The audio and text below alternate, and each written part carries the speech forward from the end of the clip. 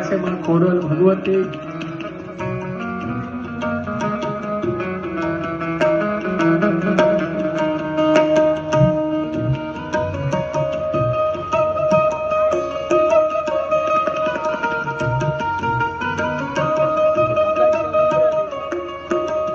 દેશરીથી માં ખોડિયારના ઉપાસક લવજી બાપુ ઉપસ્થિત છે. આવો જોરદાર તાળીઓથી બતાવો. સીતારામ બાપુ કચ્છથી ઉપસ્થિત છે.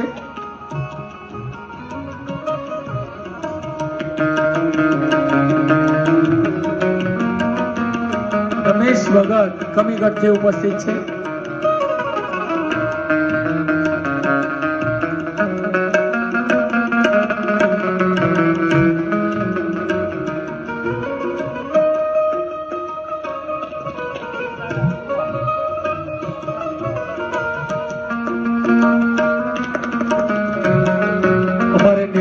લવજી બાપુ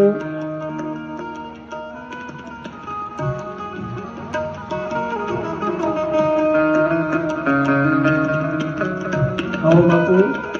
હમણાં જ અમારે સુરત ની અંદર નકળંગ મોગલધામ આશ્રમ જ્યાં મંદિર બનવાનું છે ત્યારે આ સંતોએ ત્યાં પણ હાજરી આપી હતી. ત્યાં પણ બાપુ મેં કીધું હતું કેટલી બધી દોડધામ, ક્યાંથી ક્યાં નાનું આમંત્રણ હોય, કથા નાની હોય મોટી હોય, પણ આ સંતોની હાજરી હોય જ છે. એકવાર જોરદાર તાળીઓ વધાવો.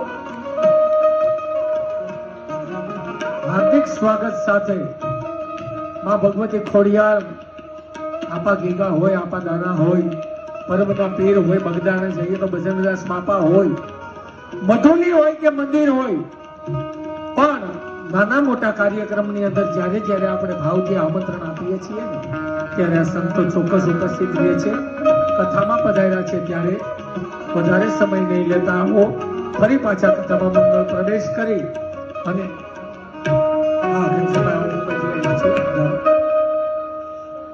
શાંતિભાઈ વઘાસિયા.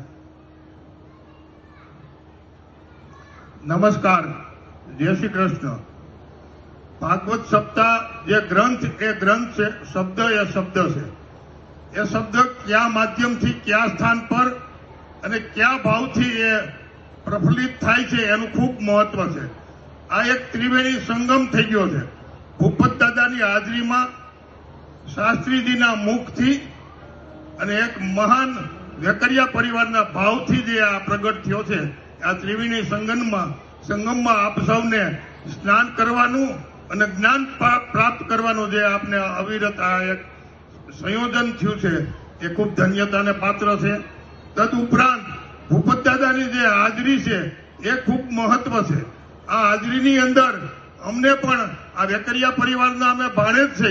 વર્ષો પહેલા 40-50 વર્ષ પહેલા અહીંયા જયારે સિચોડા હાલતા ત્યારે ગોળ ખાવા આવતા, તો આ 50 વર્ષ પછી આ ભૂપત દાદાની હાજરીમાં આ જ્ઞાન યજ્ઞ પીવા માટે આજે અમે વેકરિયા પરિવારના ભાણેજ તરીકે ઉપસ્થિત થયા છીએ.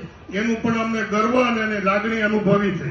તદુપરાંત જે ભાવથી આ કાર્યક્રમ થાય છે, સવારે જયારે વ્યાસપીઠની જયારે આરતી થઈ અને જયારે એની પ્રદક્ષિણા થતી હતી ત્યારે મુખ્ય યજમાન અને સાથે જે સહયોગી યજમાનો જયારે પ્રદક્ષિણા કરતા હતા ત્યારે એમની સાથે શ્રીફળ લઈને જે બાળકો પ્રદક્ષિણા કરતા હતા એનો જે ભાવ હતો એ ભાવ જ દર્શાવે છે કે આ કાર્ય જે છે એ ભૂપત દાદાની હાજરીમાં પૂરેપૂર્ણ થયું છે. એ બાળકોને તમે કાલે હજી જયારે પ્રદક્ષિણા કરે ત્યારે તમે જોઈજો, ત્યારે તમને ખ્યાલ આવશે કે આ કાર્યની જે ફળશ્રુતિ છે એ બાળકો જ છે, એના પછીનો ખ્યાલ આવે છે. ખૂબ ખૂબ આભાર. આ ગામની અંદર જયારે એક કવિએ લખ્યું છે કે દરિયા ક્યારો કોણે કર્યું હોય છે, એ ક્યારાનું પાણી વાળનારો કેવો હોય છે. એ પાણી વાળનારો આ વેકરિયા પરિવાર જેવો હોય છે અને એનું ભાણેજ રૂપે મારે અહીં આવવાનું જે મને ગર્વ થયું છે. તેથી હું ખૂબ ખૂબ આભારી છું આપ સૌનો. ધન્યવાદ, ખૂબ ખૂબ આભાર. શાંતિભાઈ ખૂબ ખૂબ આભાર. અને આપણી વચ્ચે અહીંયા નેસડીથી રફાળા આવવાનું થાય, સુરત આવવાનું થાય કે પછી મહારાષ્ટ્ર હોય, રાજસ્થાન હોય, બાપુને આમંત્રણ મળે એટલે આવે પણ છે. અને એમ કે છે કે અમે તો કથા સાંભળવા આવ્યા છીએ, પણ બાપુ અમારો પણ ભાવ હોય, આપના આશીર્વચનો લીધા વગર અમારું ગોલ્ડન વિલેજ છે ને અધૂરું લાગે. આવો આશીર્વચનો માટે હું વિનંતી કરીશ. પરમ પૂજ્ય આદરણીય સંત નેસડીથી ઉપસ્થિત માં ખોડિયાર